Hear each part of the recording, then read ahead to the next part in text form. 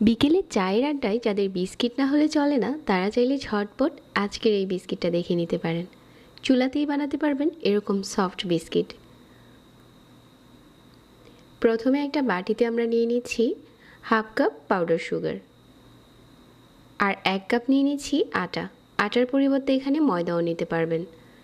1/4 চা চামচ লবণ আর 1/4 চা চামচ দিয়ে দিচ্ছি বেকিং পাউডার, 1 টেবিল চামচ গুঁড়া দুধ। শুকনো উপকরণগুলো একবার মিশিয়ে নিচ্ছি। সব কিছু মেশানো হয়ে গেলে আমি এখানে হাফ কাপ দিয়ে দিচ্ছি তেল। তেলের পরিবর্তে এখানে ঘি দিতে পারেন, আবার চাইলে ডালডাও দিতে পারেন। তেলটা দেওয়ার পর চামচ দিয়ে এভাবে করে মিশিয়ে নিচ্ছি। এখন হাত দিয়ে চেপে চেপে একটা সফট ডো বানিয়ে নিব। আর এই পর্যায়ে আপনারা চাইলে এখানে 2 টেবিল চামচ ঘি অ্যাড করতে পারেন, তাহলেও বিস্কিটে দারুণ একটা স্মেল আসবে, খেতেও ভালো লাগবে। এখন এই ডোটা অনেক সফট হয়ে গেছে। বিস্কিট বানানোর জন্য আমাদের ডোটা এখন রেডি। ঠিক এরকম হয়েছে। সবগুলো বিস্কিট যাতে একই সাইজ হয় এজন্য একটা টেবিল চামচ দিয়ে বানাচ্ছি। আর যেটাতে বেক করব আগে থেকে তেল ব্রাশ করে দিচ্ছি। প্রথমে একটু চেপে একসাথে করে নিতে হবে, কারণ এই ডোটা আমরা পানি দিয়ে বানাইনি, শুধু তেল দিয়েই বিস্কিটের ডোটা বানাতে হয়। তারপর হাত দিয়ে এভাবে করে ঘুরিয়ে ঘুরিয়ে একটু চ্যাপ্টা করে দিচ্ছি। আপনি যে কোনো শেপেই বিস্কিটগুলো বানাতে পারেন, আমি আজকে গোল করেই বানাচ্ছি।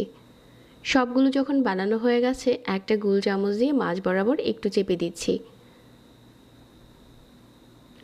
সবগুলো বিস্কিট যখন চেপে নেওয়া হয়ে গেছে উপরে কিশমিশ দিয়ে দিচ্ছি।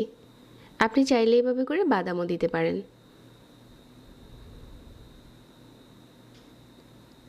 এখন বিস্কিটটা আমরা চুলাতে বেক করব। আগে থেকে একটা পাত্র বসিয়ে প্রিহিট করে নিয়েছি।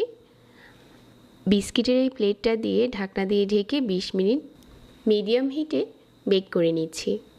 20 মিনিট পর বিস্কিটটা খুব ভালো করেই বেক হয়ে গেছে। গরম থাকা অবস্থায় বিস্কিটগুলো অনেক নরম থাকে। এখন চুলা থেকে ওঠানোর পরই কিন্তু বিস্কিটগুলো ঠান্ডা হবে আর কিছুটা শক্ত হয়ে যাবে। খুব সিম্পল রেসিপিতেই এরকম একটা বিস্কিট আপনি নিজেই রেডি করতে পারবেন। যাদের বিকেলের চায়ের আড্ডাতে বিস্কিট না হলে চলে না, আজকের রেসিপিটা অনেক কাজে দেবে। আপনি নিজেই বানিয়ে নিতে পারবেন এরকম একটা সফট বিস্কিট। যারা এতক্ষণ সাথে ছিলেন সবাইকে আবারও ধন্যবাদ জানিয়ে আজকে এখানেই বিদায় নিচ্ছি। আল্লাহ হাফেজ।